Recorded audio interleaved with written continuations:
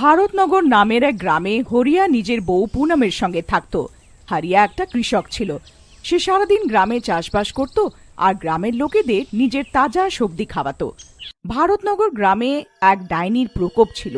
সেই ডাইনি সব গ্রামবাসীদের বিরক্ত করে রেখে দিয়েছিল। সে রোজ রাত্রে আসতো আর গ্রামবাসীদের দরজা ধাক্কাতো আর ওদের থেকে মদ চাইতো। গ্রামবাসীদের মদ না দেওয়াতে সে ডাইনি তাদের মেরে ফেলতো। একদিন হারিয়া ক্লান্ত হয়ে নিজের ঘরে ফিরছিল। আরে পুনম, আমি এসে গেছি চাষ থেকে কাজ করে। আমার খুব জোরে খিদে পেয়ে গেছে। তুমি তাড়াতাড়ি খাবারটা বেড়ে দাও।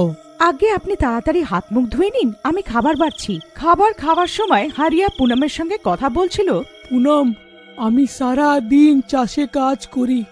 আমার সারা দিন পরিশ্রম হয় চাষে, সবজির ফলন করতে, তাদের দেখাশুনো করতে, আর গ্রামবাসীরা সেই সবজি কেনে না। তো আমার অনেক দুঃখ হয়। আমাদের অনেক ফসলও খারাপ হয়ে যায়, আর কখনো কখনো সবজির দামের হিসাবে আমরা মূল্যও পাই না। এমন হলে তো আমাদের ধার নিতে হবে। আপনি চিন্তা করবেন না, সব ঠিক হয়ে যাবে। পুনম আর হারিয়া খাবার খাচ্ছিল, তখনই দরজার দিক দিয়ে শব্দ আসে। সে একটা মধুরে ডাইনি ছিল।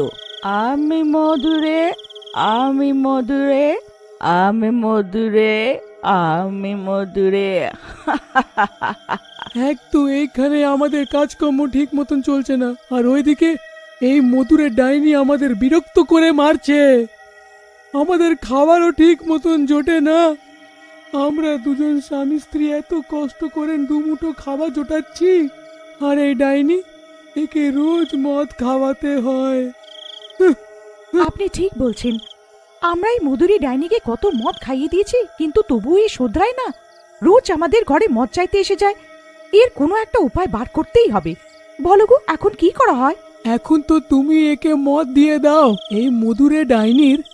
দেখছি আমি করছি এর কোনো না কোনো উপায়। পুনম আলমারির থেকে একটা মদের বোতল বার করে দরজার নিচের থেকে ডাইনিকে দিয়ে দেয়।